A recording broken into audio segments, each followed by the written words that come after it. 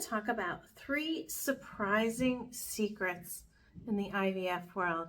3 things that you may be going through that all your other cohorts, all the other women who are going through IVF are also doing. I'm Nicole Stern. I'm the founder of Fertilista, and today we're just going to open the kimono a bit and look underneath. So the first thing that we see in our practice, we work with women who are trying to get pregnant naturally, but a lot of the women we work with are going through IVF. The first thing that we see is that they love their partner and then they start IVF and they end up hating their partner during the process. And they're very distraught about it. And they ask us, is this okay? Should I be reconsidering? Stop. This is completely normal. When we're going through IVF, we're on a lot of hormones, and our bandwidth for stress is much, much smaller. Our bandwidth for anything outside of us is much, much smaller. So it's perfectly okay to really not like your partner during IVF. Hopefully you liked him or her prior to starting IVF, but if you find that things have changed while you're doing your stims or retrieval, that's okay. That's totally normal. Don't worry.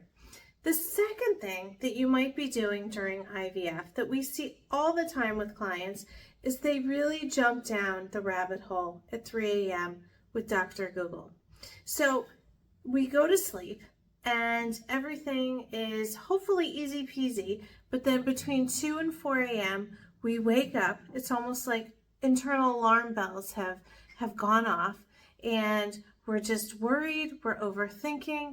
Well, what's happened is at that time of night, our sugar levels have dipped a bit, and our stress hormones like cortisol and adrenaline increase to help offset those sugar levels. And when we're going through fertility treatments, our stress levels are so high. I'm sure you know it more than anyone else. And so then we start to doubt ourselves. We're never truly clear, like thinking rationally at 3 a.m., but we start to Google. We start to get on our phone and say, am I doing this right? What should I be worried about next? What's going to happen if this happens? What should I be planning for? Everyone in your situation, almost everyone, is consulting Dr. Google at 3 a.m.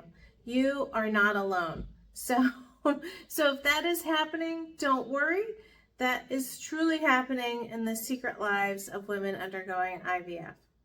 The third thing that happens, now not all the time, but we see it enough, is that women who've undergone multiple rounds of IVF will start to supplement their medications with some of their old medications. So what I mean by this is, let's say a woman has progesterone injections like sesame and oil or progesterone and oil, PIO shots left over in her fridge.